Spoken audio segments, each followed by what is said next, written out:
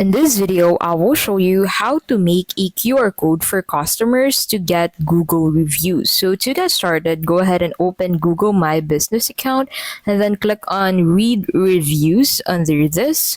So in here, make sure that you get verified to be able to publish your store on Google Maps and get reviews.